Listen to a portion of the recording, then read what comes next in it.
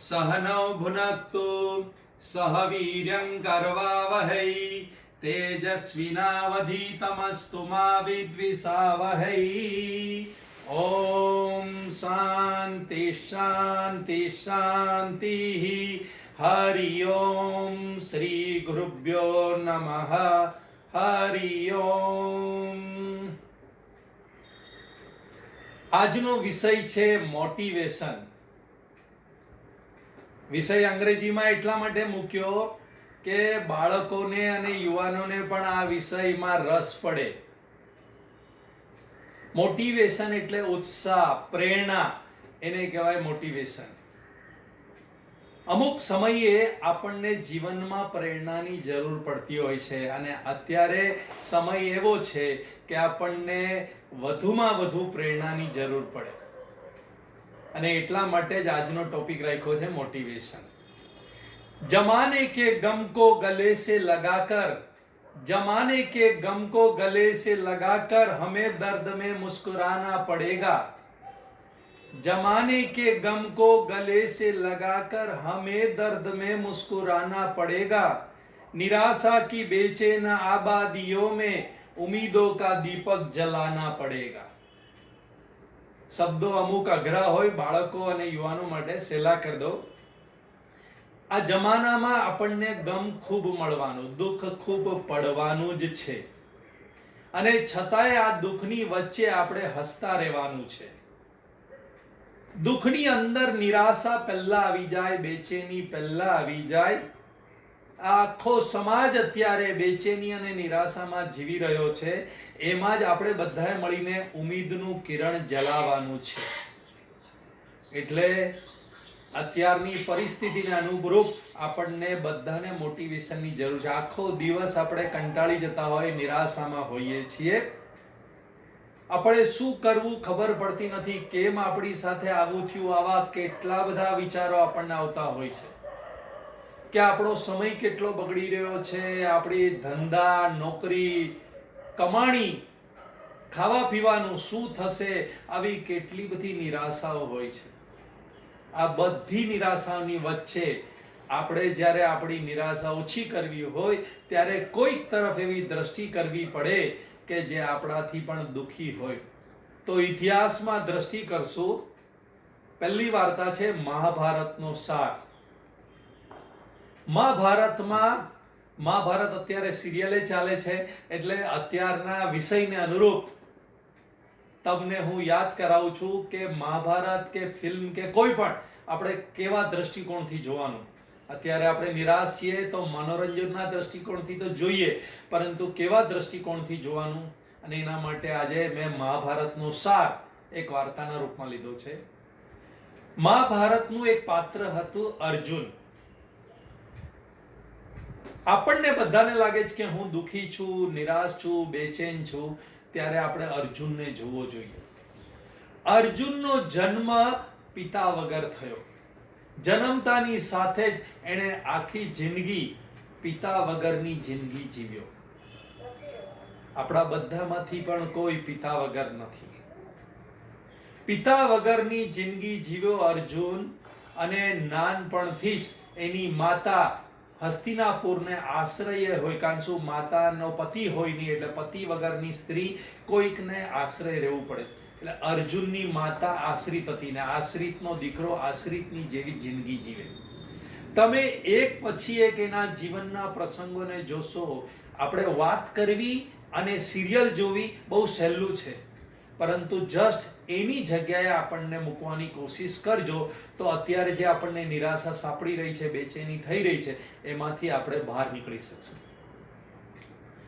આશ્રિત માતાનો પુત્ર પણ આશ્રિત હોય.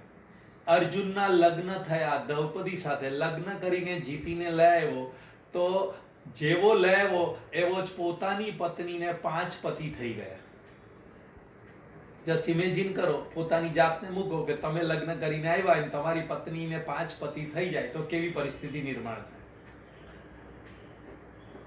લગ્ન કરીને આવ્યો, 5 પતિ થઈ ગયા, યુધિષ્ઠિરને યુવરાજ બનાવ્યો, તો હસ્તિનાપુરના દરેકે મળી અને પાંડવોને લાક્ષાગૃહમાં બાળી નાખવાની કોશિશ કરી.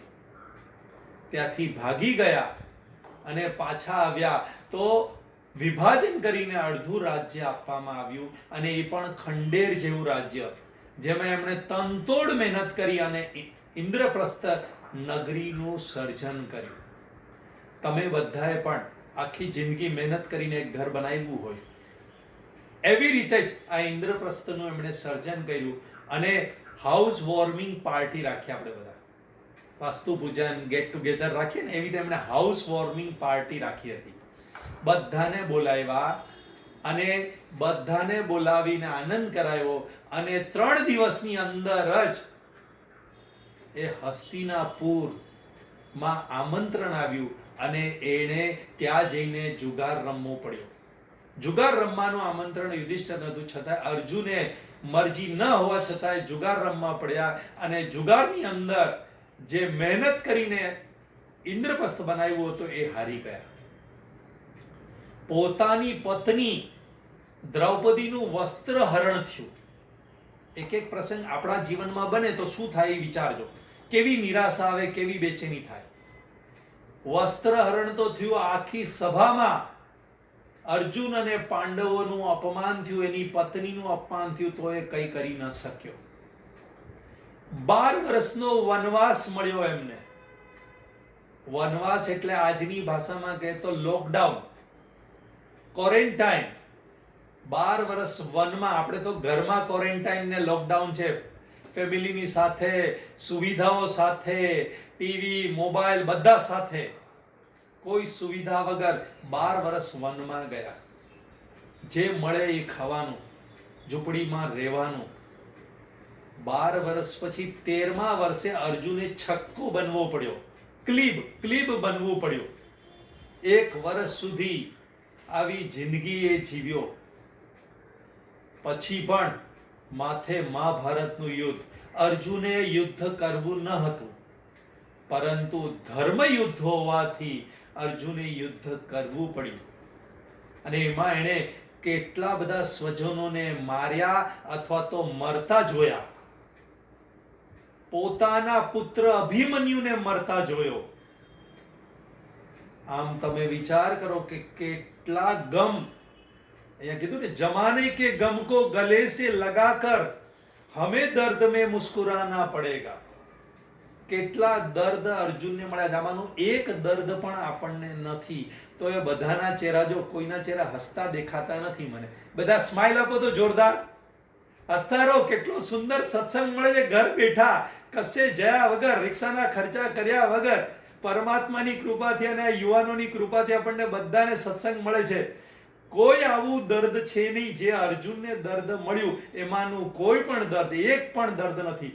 બધા દર્દ મળ્યા પછી પણ અર્જુનની સ્થિતિ જો, 12 વર્ષ વનમાં રહ્યો તો એ શસ્ત્ર વિદ્યાની તાલીમ લેતો રહ્યો, તૈયાર હતો. નિરાશા કી બેચેની આબાદીઓ મેં ઉમ્મીદો કા દીપક જલાના પડેગા. એને ઉમ્મીદ રાખી. 12 વર્ષ સુધી એને શસ્ત્ર વિદ્યાની તાલીમ મેળવી.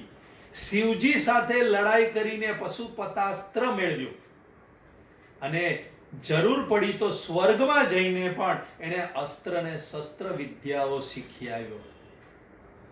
નિરાશા ભરેલી જિંદગીની અંદર પણ એને કેટલી મહેનત કરી. આપણે બધાએ પણ કંઈક નવું કરવાનું છે. આ નિરાશા ભરી જિંદગી કે બેચેન જિંદગી કે કંટાળો, 7 દિવસ થઈ ગયા ઘરની અંદર લોક છીએ. આપણને 12 વર્ષ લોક નથી કર્યા, 21 દિવસ લોક કર્યા છે. એટલે આપણે તો ખૂબ ખુશ રહેવાનું છે અને જોવાનો છે અર્જુનને. આજથી અર્જુનને જોવા લાગજો તો જરાય નિરાશા ને, ये तो कुछ भी नहीं है. આપણે એવું વિચારવાનું અર્જુનને જઈને, આપણી સાથે તો કંઈ જ નથી થતું. એટલે અર્જુનને જુઓ અને કંઈક ઉમ્મીદો કા દીપક જલાના પડેગા. કંઈક નવું જીવન જીવવાની કોશિશ કરો. ડબલ સ્પીડથી દોડીએ, આધ્યાત્મિક તાલીમ લઈએ, આંતરિક શક્તિઓ વધારીએ, જેથી લોકડાઉન પછી બહાર નીકળીએ ત્યારે આપણે ડબલ સ્પીડે આ જમાનાની અંદર દોડી શકીએ, જમાનાની રેસમાં દોડીને આગળ નીકળી જઈએ. એના માટે અત્યારે આ એક દિવસની અંદર 3 દોષ આવી શકે એમ છે. બરાબર ધ્યાન રાખજો. એક, નિરાશાની ગર્તામાં સરકી જાઓ. માણસ જ્યારે નિરાશામાં સરકી જાય પછી એને મોટિવેટ કરવો બહુ અઘરો છે. નહીં, મારાથી તો કઈ નહીં થાય, કઈ હવે બધું અપસેટ થઈ ગયું, માણસો ગયા, ધંધો પડી ગયો, નોકરી છૂટી ગઈ, વગેરે વગેરે વગેરે. પહેલું, નિરાશા વ્યાપી શકે એમ છે. કઈ કામકાજ ન હોય એટલે નિરાશા આવી જાય, એ આવવા નહીં દેતા. બીજું, આળસુ બની અને કટાઈ ન જાઓ એનું ધ્યાન રાખજો. અને ત્રીજું, ભોગવીને બીમાર પડી જતા નહીં. આખો દિવસ ટીવી મોબાઈલ જોઈને બીમાર પડી જતા નહીં. તો શું કરવાનું? તો કે આંતરિક શક્તિ અને આધ્યાત્મિક શક્તિને વધારો. આ જ શક્તિ જ્યારે લોકડાઉન પૂરું થશે ત્યારે તમને કામ લાગશે અને ભારત નવી સ્પીડે આગળ નીકળશે. જમાને કે ગમ કો ગલે से लगाकर हमें दर्द में मुस्कुराना पड़ेगा. निराशा की बेचैन आबादियों में उम्मीदों का दीपक जलाना पड़ेगा.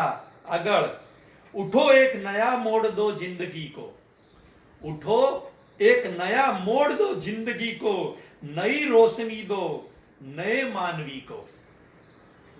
અત્યારે આપણે અલગ પ્રકારના છીએ. જ્યારે કામકાજ કરતા હતા ત્યારે અલગ પ્રકારના હતા.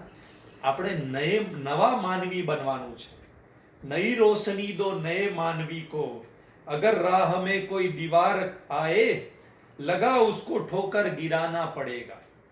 કોઈ વિઘ્ન આવે ઠોકર મારીને પાડી દો અને આગળ વધો. લગા ઉસકો ઠોકર ગિરાના પડેગા. વાર્તા બીજી, નચિકેતાની વાર્તા છે. શંકરાચાર્યજી અને વિવેકાનંદજીના જીવનનો સામાન્ય એક પ્રસંગ છે અને એ છે કે બંનેના જીવનનું મોટિવેશનલ ફેક્ટર હતું નચિકેતાનું નાટક. શંકરાચાર્યજી અને વિવેકાનંદજીએ પોતાના જીવનની અંદર પરિવર્તન એટલે કે સંન્યાસ લેવાની પ્રેરણા, કંઈક જીવનમાં આત્મવિદ્યા મેળવવાની પ્રેરણા આ નચિકેતાના જીવન નાટક જોઈને મેળવી હતી. આપણે બધા પણ નચિકેતાની કથા પરથી મોટિવેટ થઈએ. વાજસ્રવસ કરીને એક મહાત્મા હતા. એમને નચિકેતા નામનો એક પુત્ર હતો. વાજસ્રવસે વિશ્વજીત યજ્ઞ નું આયોજન કર્યું. વિશ્વજીત યજ્ઞમાં પોતાનું સર્વસ્વ જગતને દાન દઈ દેવાનું. વાજસ્રવસ થોડાક મોહિત હતા, એટલે ભલે ધર્માત્મા હોય તો એ મોહિત હોય. મહાન મોટા સંત મહાત્માઓ ઋષિઓ પણ મહાન બની ગયા, પણ મોહને લીધે પડી ગયા છે. એટલે એમણે શું કર્યું કે બધું દાનમાં આપી દેવાનું. તો સારી વસ્તુ પોતાના કુટુંબીઓને, પોતાના પુત્રના નામ પર, પત્નીના નામ પર કરી દીધી અને નકામી વસ્તુનું જાહેર જનતા માટે દાન આપવા લાગ્યા. તો એમાં ગરીબ, દુબળી, રોગી ગાયોને બ્રાહ્મણોને દાન આપતા હતા. જે ગાય હવે દૂધ આપી શકે એમ નથી, કઈ કામની નહોતી, એનું દાન આપતા હતા. આપણે બધા પણ ઘણીવાર એવા હોશિયાર હોય છે કે નકામી વસ્તુ બીજાને દાનમાં આપીએ, એનું કોઈ ફળ મળતું નથી. નચિકેતાએ જોયું કે મારા પિતા વિશ્વજીત યજ્ઞ કરે છે અને આવું પાપ કર્મ કરી રહ્યા છે કે નકામી વસ્તુનું દાન આપી રહ્યા છે, તો મારા પિતાને નરક પ્રાપ્ત થશે સ્વર્ગની જગ્યાએ. એટલે વિચાર કરવા લાગ્યો. નાની ઉંમર હતી, 7-8 વર્ષની, કે પિતાને હું સીધું કહીશ તો મારું માનશે નહીં. મોહિત વ્યક્તિને સામે સીધો ઉપદેશ ઉતરતો નથી. એટલે એણે વિચાર કર્યો કે પુત્ર પણ પિતાની સંપત્તિ હોય છે. એટલે નચિકેતાએ પિતા પાસે જઈને કીધું, હે પિતા, મને કોને દાનમાં આપશો? હું પણ તમારી સંપત્તિ છું. પિતાએ તો એકવાર કીધું, જા હવે મને કામ કરવા દે, અહીંયા બધા લાઈનમાં ઊભા છે, બધું દાન આપવા દે. બીજી વાર કીધું, મને કોને દાનમાં આપશો? ત્રીજી વાર કીધું, મને કોને દાનમાં આપશો? એટલે પિતા ગુસ્સે થઈ ગયા અને કીધું, જા તને યમરાજાને દાનમાં આપ્યો. આજના જમાનામાં આપણે બોલીએ ને જા મર, એમ ગુસ્સામાં બોલીએ ને, મમ્મીને કે પપ્પાને હેરાન કરતા હોય છોકરા છતી જા મર, એવી રીતે સંસ્કૃત ભાષામાં ત્યાં આગળ કીધું યમ દદામી, યમરાજાને હું તને આપું છું. નચિકેતા બાજુમાં જઈને વિચાર કરવા લાગ્યો કે પિતાએ યમરાજાને ત્યાં મને જવાનું કીધું, તો યમરાજાને મારું એવું તે શું કામ પડ્યું હશે કે જેના માટે એમણે મને યમરાજાને ત્યાં જવાનું કીધું? મારા પિતા તો મહાત્મા છે, એ કંઈ પણ બોલે તો કારણ વગરનું બોલે નહીં, અને એના મોઢે તો સરસ્વતી દેવીએ બોલાવડાવ્યું છે. જેવી રીતે હું હંમેશા કહેતો હોઉં છું કે હું બોલતો નથી, જ્યારે અહીંયા બેઠો હોઉં ત્યારે તમારા બધાના ચહેરા જોઈ અને મને જે પ્રેરણા થાય, તૈયારી કરીને કંઈક આવ્યો હોય પણ તમારા સુસ્ત ચહેરા હોય, હસતા ચહેરા હોય, પ્રેમથી સાંભળતા ચહેરા હોય તો કંઈક અલગ પ્રેરણા થતી હોય. એટલે નચિકેતાએ વિચાર્યું કે મારા પિતા તો કંઈક કારણથી મને કંઈક કહેતા હોય, એટલે એમણે યમરાજા પાસે ગયા. યમરાજાને ત્યાં ગયા. યમ દરબારમાં યમરાજા હાજર નહોતા. એની પત્ની કીધું કે આવો આવો બ્રહ્મદેવ, શું લેશો? ભોજન પાણી? નચિકેતાએ કીધું મને કંઈ ખપે નહીં, મને કંઈ ન જોઈએ, હું તો યમરાજાને મળવા આવ્યો છું. 3 દિવસ સુધી નચિકેતા ખાધા પીધા વગર યમરાજાના દરવાજે બેઠા રહ્યા. યમરાજા આવ્યા, એની પત્નીને પૂછ્યું કે આ કોણ છે? બ્રહ્મદેવ છે. કેટલા દિવસથી, જે 3 દિવસથી તમને મળવા આવ્યો છે. યમરાજા ગભરાઈ ગયા. બ્રાહ્મણ પોતાના ઘરે આવે અને ભિક્ષા લયા વગર ભૂખ્યો બેસી રહે, એનો દોષ યમરાજાને લાગે. માટે યમરાજાએ કીધું કે હે નચિકેતા, તું 3 વરદાન માંગી લે, 3 દિવસ ભૂખ્યો છે માટે. નચિકેતાએ પહેલું વરદાન માંગ્યું કે મારા પિતા ખૂબ સ્વસ્થ રહે અને હું અહીંયાથી પાછો નીચે પૃથ્વી લોકમાં જાઉં ત્યારે મારા પિતા સહજતાથી ખુશીથી મને સ્વીકારે. બીજું વરદાન માંગ્યું સ્વર્ગ વિદ્યા. લોકોના કલ્યાણ માટે એણે સ્વર્ગ વિદ્યા માંગ્યું કે હું આ એવી વિદ્યા ભણું કે જેથી લોકોને સ્વર્ગ તરફ મોકલી શકું. અને ત્રીજું પોતાના માટે વરદાન માંગ્યું આત્મવિદ્યા. યમરાજાએ પ્રેમથી એને 3 વિદ્યા આપી, અને આ 3 વિદ્યા આપતી વખતે વચ્ચે એક વસ્તુ બહુ સુંદર કીધી. એ આ શંકરાચાર્યજીને, વિવેકાનંદજીને ખૂબ મોટિવેટ કરી, અને એ હતો શ્લોક ઉત્તિષ્ઠ જાગ્રત પ્રાપ્ય વરાન નિબોધત.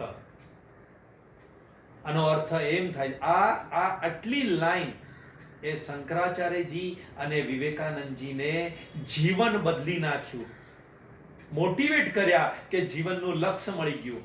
ઉત્તિષ્ઠત જાગ્રત પ્રાપ્ય વરાન નિબોધત. આનો અર્થ એમ થાય છે, હે મનુષ્યો ઉઠો,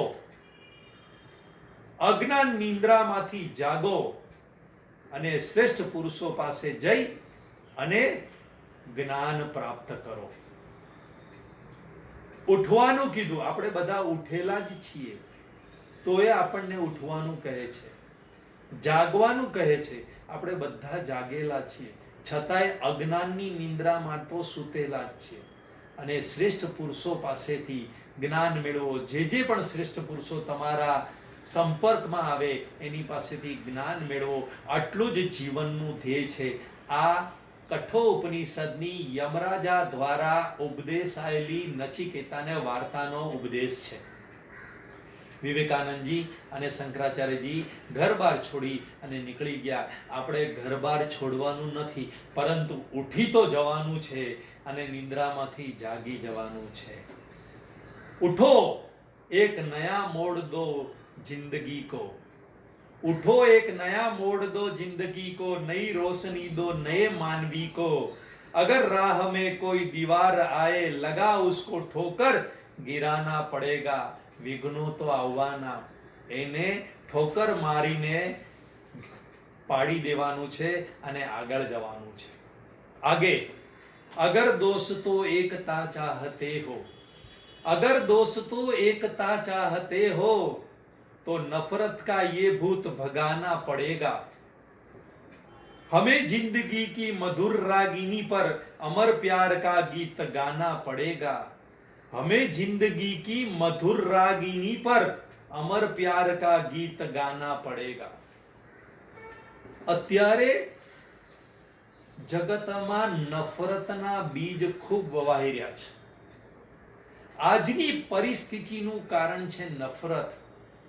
ચીન દેશની, અમેરિકા અને યુરોપ કન્ટ્રી તરફની નફરતને લીધે આ કોરોના વાયરસ આખા વિશ્વમાં ફેલાઈ રહ્યો છે.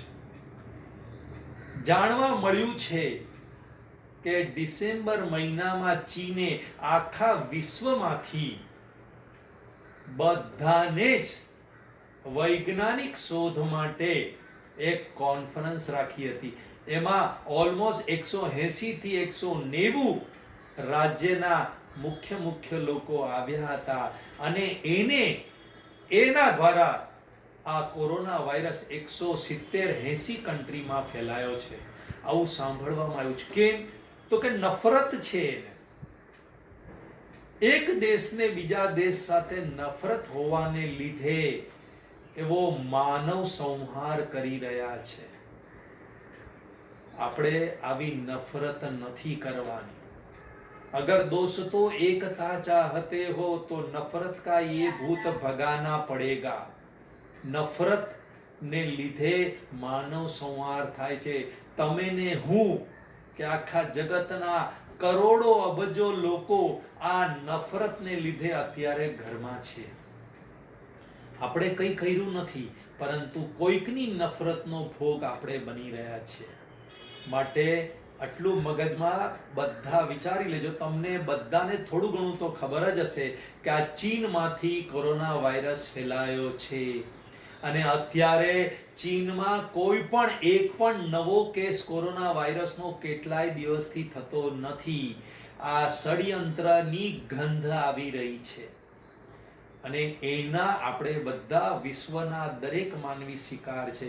માટે આજથી જેના પણ પ્રત્યે આપણને નફરત હોય એ કાઢી નાખજો. કદાચ નફરત હોય એક પ્રત્યે, પણ એનો ભોગ બનતા હોય છે ઘણા બધા લોકો. નફરતના બીજ આપણે વાવવાના નથી. આપણે ભારતીય છીએ. ચીને, અમેરિકા અને વિશ્વના સાથે નફરત કરી ભારતે પ્યારનું ગીત ગાવાનું છે. હમે જિંદગી કી મધુર રાગિની પર અમર પ્યાર કા ગીત ગાના પડેગા. ભારત વિશ્વગુરુ ત્યારે જ બની શકશે જ્યારે પ્રેમનું ગીત ગાશે. હંમેશા આપણા મોઢામાંથી, આપણા વર્તનમાંથી પ્રેમની ભાષા જ નીકળવી જોઈએ. વાર્તા નંબર 3, રત્નાકર વાર્તાનું નામ છે. રત્નાકર કરીને એક સૈનિક હતો. એ જ્યારે રાજ્યની સુરક્ષા માટે લડવા નીકળે ત્યારે બધા સૈનિકોની સાથે લડતો હોય અને લડતમાં જો જીતી જાય તો એના સાથીદાર સૈનિકો લૂંટફાટ કરે રાજ્યની અને સ્ત્રીઓને ઉપાડીને લઈ આવે. આ રત્નાકરને જરાય ગમતું નહીં. એટલે રત્નાકરે રાજાને ફરિયાદ કરી કે આ ખોટું થઈ રહ્યું છે. આપણે આપણી સુરક્ષા માટે બીજા રાજ્ય સાથે લડીએ છીએ. એનો અર્થ એમ નથી કે આપણને એ રાજ્ય સાથે નફરત છે કે આપણે નફરતને લીધે લૂંટફાટ કરવી અને ત્યાંની સ્ત્રીઓ જે નિર્દોષ છે. રાજા એકબીજા સાથે લડતા હોય છે પોતાની મહત્વાકાંક્ષા માટે, પરંતુ રાજ્યના લોકો નિર્દોષ છે. એ સ્ત્રીઓની ઉપર આપણે બળાત્કાર ન કરવો જોઈએ, સ્ત્રીઓને હેરાન ન કરવી જોઈએ, સામાન્ય પ્રજાની સંપત્તિ લૂંટવી ન જોઈએ. રત્નાકરે રાજાને ખૂબ સમજાવ્યું, પરંતુ રાજા લાચાર હતો. જો સૈનિકોને સજા કરે તો સૈનિકો બળવો પોકારે. એટલે રાજાએ અને રાજસભામાં બેઠેલા બધા જ શ્રેષ્ઠ પુરુષોએ, ધનવાન પુરુષોએ, નગર શેઠ ને વગેરે વગેરે બધા બેઠેલા, કોઈ કઈ જ બોલ્યા નહીં. રત્નાકરને ખૂબ જ ગુસ્સો આવ્યો. ફરીથી લડવાનું થયું. રાજ્યની સુરક્ષા માટે લડવા માટે આ રત્નાકર સૈનિક ગયો. સૈનિકો, પોતાના સાથીદાર સૈનિકોએ ફરીથી એ જ કામ કર્યું. જીતી ગયા એટલે લૂંટફાટ કરી અને સ્ત્રીઓને ઉચકી ઉચકીને લઈ જતા હતા. રત્નાકરથી રેવાયું નહીં, એણે તલવાર લઈ અને સાથીદાર સૈનિકોને મારવાનું ચાલુ કર્યું. સાથીદાર સૈનિકોમાંથી અમુકને માર્યા અને અમુકે એને પકડી લીધો અને રાજાની સામે હાજર કર્યો. રાજાએ એને કેદ કરવાની સજા કરી. રત્નાકરને પકડીને લઈ જતા હતા. રત્નાકર ત્યાંથી ભાગી ગયો અને જંગલમાં જઈને છુપાઈ ગયો. જંગલમાં એના શુભચિંતકો પણ આવ્યા. કારણ શું કે જે સાચો માણસ હોય ને એને થોડાક લોકો તો સાચો ગણતા હોય. એ બધા સાથીદાર સૈનિકો, અમુક જે સારા સૈનિકો હતા, એ બધા એની પાસે આવ્યા અને કીધું કે રત્નાકર, તારી સાથે ખોટું થયું, અમે તારી સાથે છીએ, બોલ આપણે શું કરવું છે. રત્નાકરે નક્કી કર્યું કે આ બધા શ્રેષ્ઠી અને રાજાઓ આ બધા કામનાથી, પૈસાના લોભી છે, એ લોકોને જનતાની પડી નથી. આપણે બધા એ લોકોનું ધન લૂંટી અને ગરીબોમાં વેચશું. રત્નાકર જંગલમાં લૂંટફાટ કરવા લાગ્યો. એક ગામથી બીજે ગામ જવું હોય તો રસ્તામાં જંગલ આવે અને જંગલમાં એ શ્રેષ્ઠીઓને એટલે કે ધનવાનોને લૂંટી લેતો, એનું ધન લૂંટી લેતો અને પોતાના સાથીદાર અને બીજા ગરીબોના ત્યાં વેચી દેતો. આ જંગલમાંથી એક વખત નારદ મુનિ પસાર થતા હતા. વાર્તા કદાચ કોઈકે સાંભળી હોય તો એ બરાબર સાંભળજો. આપણી અંદર નફરતનું બીજ પણ હોય તો એ કાઢી નાખજો. નારદજી આવ્યા. નારદજી પણ પસાર થઈ રહેતા. રત્નાકરે કીધું, ઉભો રે, આ જંગલમાંથી પસાર થવું હોય તો તારી પાસે જે પણ હોય બધું મને આપી દેવું પડશે. નારદજી કીધું, મારી પાસે તો તંબુરો છે, બીજું કઈ છે નહીં. પરંતુ મને પ્રશ્ન છે કે તું લૂંટફાટ કેમ કરે છે? તો કે આ જમાનો સારાનો છે જ નહીં. બધા જ પૈસાદાર લોકો ખોટા હોય છે. નારદજી કીધું, કદાચ તારી વાત સાચી હશે, પરંતુ તું લૂંટફાટ કરે છે એનું પાપ તો તને લાગશે છે. તો કે હું લૂંટફાટ કરું છું, હું મારા પરિવારના ભરણ પોષણ માટે લૂંટફાટ કરું છું. તો નારદજીએ કીધું કે તે તારા પરિવારને પૂછ્યું કે તું જે પાપ કરી અને પૈસો ઘરે લઈ આવે છે એ પાપના ભાગીદાર પરિવારના લોકો છે ખરા? અહીંયા બેઠેલા ભાઈઓએ, મારી સામે બેઠેલા ભાઈઓએ આ વિચાર કરવાનો છે કે કામ ધંધો કે નોકરી કરતા હોઈએ અને એમાં જાણતા અજાણતા પણ ખોટું થાય અને એનો પૈસો ઘરે આવે તો આજે બહેનોને પૂછી લેજો, છોકરા છોકરીને પૂછી લેજો કે મારાથી થતા પાપનો તમે બધા ભાગીદાર ખરા? રત્નાકર ઘરે પૂછવા ગયો, પત્નીને, પિતાને, પુત્રને, કોઈએ એને સાથ આપ્યો નહીં. પત્નીએ કીધું કે ભાઈ, ભરણ પોષણ કરવું તમારી જવાબદારી છે. જેવી રીતે હું ઘરમાં રસોઈ કરું છું તમારા માટે, એવી રીતે તમારે બહારથી ધન કમાવીને લાવવું એ તમારી જવાબદારી છે. એમાં તમે પાપથી લાવો કે પુણ્યથી લાવો એની સાથે મને નિસ્બત નથી. પરંતુ જ્યારે સ્ત્રીને, ઘરની સ્ત્રી કે બહેનોને ખબર પડે કે પતિદેવ પાપથી ધન લાવી રહ્યા છે તો રોકવાની જવાબદારી તો ખરી. પત્નીએ રોક્યું કે તમે પાપ કરો છો એ ખોટું કરી રહ્યા છો. રત્નાકર ઘરમાંથી નીકળી ગયો અને જંગલમાં નારદજી પાસે આવ્યો. વિચાર કરતો કરતો આવ્યો. વસ્તુ સિદ્ધિ વિચારેના ન કિંચિત કર્મ કોટિભી. એને ધર્મની પ્રાપ્તિ વિચાર કરતા થઈ. એની અંદર પરિવર્તન આવી ગયું. એ નારદજીને શરણે થયો અને કીધું કે મારા પાપનું ભાગીદાર મારો પરિવાર નથી. મેં ખૂબ પાપ કર્યું છે, આ પાપમાંથી મને મુક્ત કરો. નારદજીએ ફરીથી એ જ શ્લોક કીધો, અપી ચેત્સુ દુરાચાર ભજતે મામ અનન્ય ભાગ સાધુરેવ સમંતવ્ય સમ્યક વ્યવસ્થિતો ઈસ. હવે તું સાધુ થઈ ગયો છે, તે એકવાર પરમાત્માની શરણાગતિ સ્વીકાર લીધી, હવે તું સાધુ જ છે. નહીં મહારાજ, મને તમારી સાથે રાખો, તો કે સાધુ તો ચલતા ભલા, એકલો જ સાધુ રહે, પરંતુ તને મંત્ર આપું છું, એ મંત્રથી તની અંદર પરમાત્મા પ્રાપ્ત થશે. અને એને રામ નામનો મંત્ર આપ્યો. 2 દિવસ પછી રામનવમી છે. આજથી જ આપણે નામ સ્મરણ મંત્ર જાપ કરવા લાગજો. જે પણ તમારા ઈષ્ટદેવ મંત્ર હોય, બધા જ દેવ એક છે. આકાશાત પતિતમ તોયમ સાગરમ પ્રતિગચ્છતિ, સર્વદેવ નમસ્કારમ કેશવમ પ્રતિગચ્છતિ. આકાશમાંથી પડતું પાણી ગમે ત્યાં પડે, બધું સાગરમાં જ જાય. એવી રીતે કોઈ પણ દેવનું નામ જપ કરો, બધું પરમાત્માને જ પ્રાપ્ત થાય છે. 2 દિવસ પછી 2 એપ્રિલે રામનવમી છે. માટે રત્નાકરની જેમ રત્નાકરે રામ નામનો જપ ચાલુ કર્યો અને રત્નાકરમાંથી એ વાલ્મીકી ઋષિ બની ગયા અને એમણે રામાયણની રચના કરી. આપણે બધા પણ આવી રીતે નામ સ્મરણથી પરમાત્મા પ્રાપ્તિ કરી લેશું. નફરતથી કોઈનું ભલું થયું નથી. રત્નાકરનું પણ નફરતથી ભલું નહીં થયું, પરંતુ સત્સંગ મળ્યો એટલે એનું ભલું થઈ ગયું. નામ જપ કરવાથી એનું ભલું થઈ ગયું. રામ ભગવાનના જીવનમાં પણ કૈકેયીએ બહુ ખોટું કર્યું એની સાથે. વગર વાકે રામ ભગવાનને 14 વર્ષનો વનવાસ આપ્યો અને રાજગાદી પરથી હટાવી દીધો. છતાંય ભગવાન રામે નફરત નથી કરી. સૌથી પહેલા કૈકેયીને નમસ્કાર કર્યા છે. હે માતા, તારી કૃપાથી મને વનમાં સત્સંગ પ્રાપ્ત થશે. માટે નફરતની જગ્યાએ પ્રેમના બીજ વાવશું તો આપણે બધા પણ પ્રેમ પામશું. સુખદીને સુખ ઉપજે, બીજાને પ્રેમ આપશું તો પ્રેમ પ્રાપ્ત થઈશું. અંતે એક જ વાત કરીશ, સમય આપકા હૈ, ચાહે તો સોના બના લો.